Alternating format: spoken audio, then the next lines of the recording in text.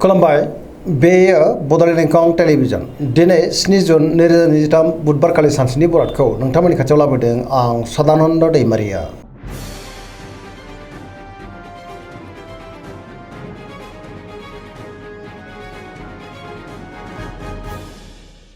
सिगां फरायनो लादों मेष राशि गिबि हांखो अ ल दिनैनि साना जोबोर मोजां गोसोखौ दिनै जोबोर गोजोननाय मोनगोन जेरावबो जाफुंसारगोन आरो देरहासारनो हागोन सुथुरखौ गोरलैयैनो फेजेननो हागोन बहाबा थाङोब्ला दिनै जोबोर मोजां आरो मोजाङैनो हान्थिनोबो हागोन गोबां मोजां खाबुबो दिनै मोननो हागौ मावनो लानाय खामानिखौ थि समावनो आरो गोरलैयैनो मावफुंनोबो हागोन गोसोआ दिनै जोबोर खुसि जागोन देहाया मोजाङैनो थागोन सोरबा लोगोनिफ्राय मोजां खौरां फैनोबो हागौ रांखावरियाव दिनै जोबोर मोजां होनजायो गोबां धोन आरजिनोबो हागोन आयाबो दिनै बांनो हागौ बेफार फालांगियाव दिनै जोबोर मोजां मुलाम्फा मोनगोन सोरजोंबा बाख्नायजानानै गोसोआ दिनै जोबोर गोजोनगोन लोगोफोरनिफ्राय थोजासे हेफाजाबबो मोननो हागौ न'खराव बिसि फिसायनि गेजेराव अननानै फैगोन गुबुननि गोसोखौ गोरलैयैनो बोनोबो हागोन गोसोनि बोलोआबो बांनो हागौ समाजाव दिनै बयजोंबो अनसायजागोन गोसोआ दिनै जोबोर रमान्टिक जागोन आरो लाइमोनफ्रा गावबा गावनि गोसोनि साननायखौ फोरमायलायनोबो हागोन पजिटिभ एनार्जिनि गोहोम गोग्लैगोन।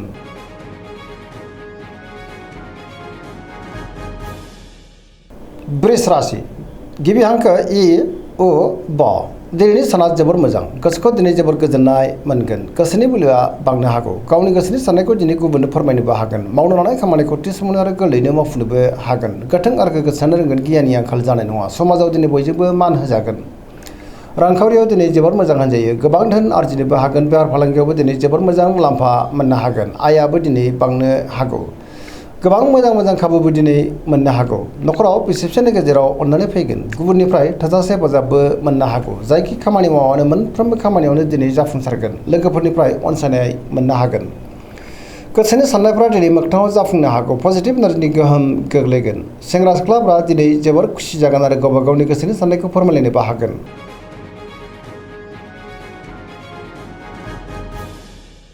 मिथुन राशि गिबि हांखो क स दिनैनि साना मोजां आरो गाज्रिनि गेजेरजों बाबेलांनो हागौ गोसोआव गोनो गोथो साननाय फैगोन नेगेटिभ एनार्जिनि गोहोम गोग्लैनो हागौ गोथों आरो गोग्गो साननो रोंनाय नङा गियाननि आंखाल जानोबो हागौ सोरजोंबा रायखोमा जानोबो हागौ देहाया दिनै मोजाङै थागोन अब्लाबो नाथाय जानाय लोंनायाव सांग्रां जानांगोन रांखावरियाव मोजां अब्लाबो नाथाय खरसायाबो बांनो हागौ बेफार फालांगियावबो मोजां होनजायो गोसोआ नाथाय अब्लाबो उरां फारां जानोबो हागौ गोथों आरो गोग्गो साननो रोंनाय नङा मावनो लानाय खामानिखौ मावफुंनायाव माबा मोनसे हेंथा फैनोबो हागौ गोसोनि साननायफ्रा देबार नांगोन सोरजोंबा रायखोमा जानानै गोसोआ दिनै जोबोर उसुखुथुबो जानोबो हागौ।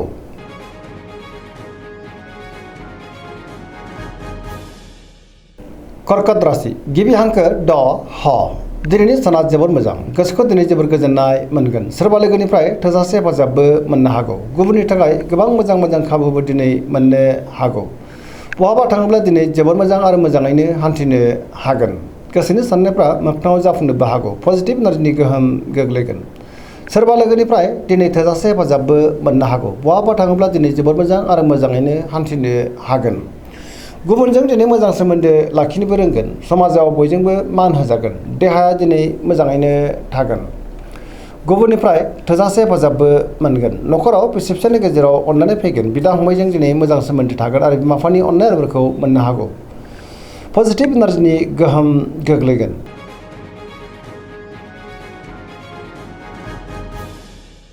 सिंह राशि गिबि हांखो म ट दिनैनि साना जोबोर मोजां गोसोखौ दिनै जोबोर गोजोननाय मोनगोन पजिटिभ एनार्जिनि गोहोम गोग्लैगोन गोथों आरो गोग्गो साननो रोंगोन गियाननि आंखाल जानाय नङा मावनो लानाय खामानिखौ थि समावनो आरो गोरलैयैनो मावफुंनोबो हागोन सोरबा लोगोनिफ्राय थोजासे हेफाजाबबो मोननो हागौ समाजाव दिनै लोगो लेवा बांगोन बहाबा दावबायनो एबा हान्थिनो खाबु मोनगोन रांखावरियाव मोजां अब्लाबो नाथाय खरसायाबो बांनो हागौ मोननो गोनांखौबो दिनै मोननो हागौ बेफार फालांगियाव दिनै जोबोर मोजां मुलाम्फा मोननो हागोन गोसोनि साननायखौ गुबुननो फोरमायनोबो हागोन न'खरावबो बिसि फिसायनि गेजेराव अननानै फैगोन समाजाव मान मोननो हागोन गुबुनजों मोजां सोमोन्दो लाखिनोबो रोंगोन देहाया दिनै मोजाङैनो थागोन बयजोंबो अनसायजागोन आरो मोजां सोमोन्दो लाखिनोबो रोंगोन गोसोआ दिनै जोबोर खुसि जागोन आरो लाइमोनफ्रा गावबा गावनि गोसोनि साननायखौ फोरमायलायनोबो हागोन।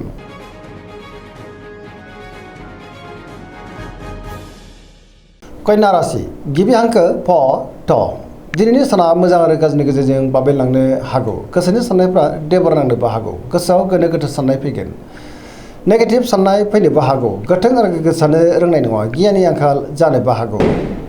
रांखावरियाव मोजां, अब्लाबो नाथाय खरसायाबो बांनो हागौ। बेफार फालांगियाव दिनै जोबोर मोजां मुलाम्फा मोनगोन। गोसोनि साननायफ्रा देबोरनांनोबो हागौ, सोरजोंबा रायखोमा जानो हागौ, नेगेटिभ एनार्जिनि गोहोम गोग्लैनोबो हागौ। लाइमोनफोरनि गोसोआ दिनै जोबोर रमान्टिक जागोन।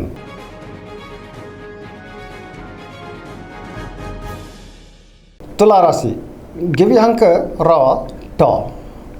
दिनैनि साना जोबोर मोजां, सोरजोंबा बाख्नाय जानानै गोसोआ दिनै जोबोर खुसि जागोन। गोबां रोखोमनि जेंनाफोरखौ दिनै सुस्रांनो हागोन, गियाननि आंखाल जानाय नङा। गोसोनि साननायफ्रा मोगथाङाव जाफुंनोबो हागौ।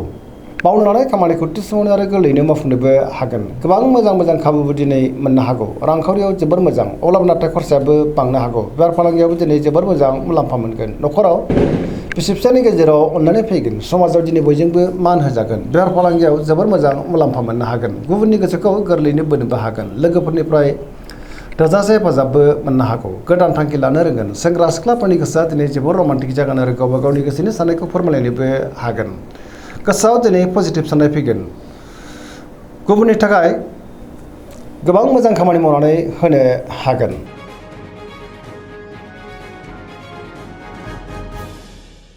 वृश्चिक राशि गिबि हांखो न स। दिनैनि साना जोबोर मोजां, पजिटिभ एनार्जिनि गोहोम गोग्लैगोन। गुबुनजों बाख्नायजानो हागौ, सोरजोंबा बाख्नायजानानै गोसोआ दिनै जोबोर खुसि जागोन। पजिटिभ एनार्जिनि गोहोम गोग्लैगोन। मोनफ्रोमबो बिथिङावनो दिनै जाफुंसारनो हागौ, गियाननि आंखाल जानाय नङा। मावनो लानाय खामानिखौबो थि समावनो आरो गोरलैयैनो मावफुंनोबो हागोन। गुबुननिफ्राय थोजासे हेफाजाब मोनगोन। गोसोनि साननायफ्रा दिनै मोगथाङाव जाफुंनो हागौ। गोसोनि बोलोआबो बांगोन। समाजाव बयजोंबो मान होजागोन। न'खराव अनलायनाय फैगोन। रांखावरियाव मोजां, अब्लाबो नाथाय खरसायाबो बांनो हागौ। बेफार फालांगियाव जोबोर मोजां मुलाम्फा मोनगोन। देहाया मोजाङैनो थागोन। सोरजोंबा बाख्नायजानानै गोसोआ दिनै जोबोर खुसि जागोन। लाइमोनफोरा जोबोर रमान्टिक जागोन आरो गावबा गावनि गोसोनि साननायफोरखौ फोरमायलायनोबो हागोन।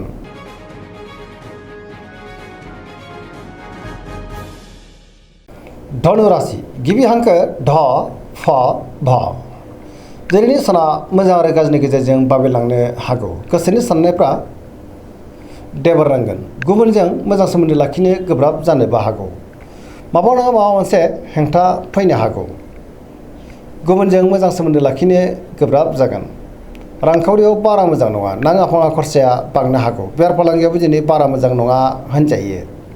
मावनो लानाय खामानिखौ मावफुंनायाव माबा नङा माबा मोनसे हेंथा फैनो हागौ। देहाया दिनै मोजाङै थागोन, अब्लाबो नाथाय जानाय लोंनायाव सांग्रां जानांगोन। न'खराव अननानै फैगोन। बिमा बिफानि अननाय आरो बोरखौ मोननो हागौ। बहाबा थाङोब्ला दिनै जोबोर मोजां आरो मोजाङैनो हान्थिनो हागोन, अब्लाबो नाथाय सांग्रां जानांगोन। नेगेटिभ एनार्जिनि गोहोमबो गोग्लैनो हागौ।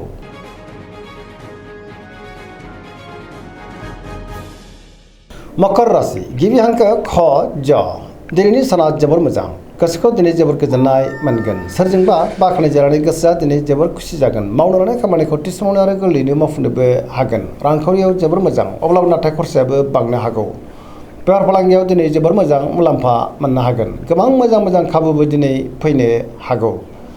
सोरबा गोजाम लोगोजों बहाबा लोगो मोनज्लायनानै गोसोआ दिनै जोबोर खुसि जागोन। न'खराव दिनै अननानै फैगोन। बिदा फंबायनिफ्राय थोजासे हेफाजाबबो मोननो हागौ। सेंग्रा सिख्लाफ्रा गावबा गावनि गोसोनि साननायखौ फोरमायलायनो हागोन।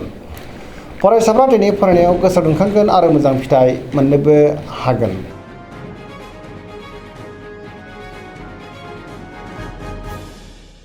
कुम्भ राशि गिबि हांखो ग स। दिनैनि साना जोबोर मोजां, गोसोखौ दिनै जोबोर गोजोननाय मोनगोन। सोरजोंबा बाख्नायजानानै गोसोआ दिनै जोबोर खुसि जागोन। मावनो लानाय खामानिखौ थि समावनो आरो गोरलैयैनो मावफुंनोबो हागोन। माबा नङा माबा मोनसे मोजां खौरां फैनोबो हागौ। गोबां मोजां खाबुबो दिनै मोननो हागौ। मुंदांखा सुबुंजों लोगो मोनज्लायनोबो हागौ। बहाबा थाङोब्ला दिनै जोबोर मोजां आरो मोजाङैनो हान्थिनो हागोन।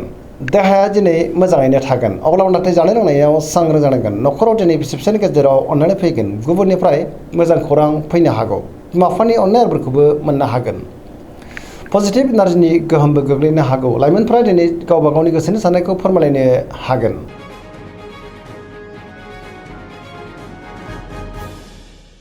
मीन राशि गिबि हांखो द स। दिनैनि साना जोबोर मोजां। गुबुननि थाखाय दिनै गोबां मोजां खामानि मावनानै होनो हागोन। सोरबा लोगोनिफ्राय मोजां खौरां फैनोबो हागौ। गोसोआव दिनै पजिटिभ साननाय फैगोन। गोथों आरो गोग्गो साननो रोंगोन। गियाननि आंखाल जानाय नङा। गावनि गोसोनि साननायखौ दिनै गुबुननो फोरमायनोबो हागोन।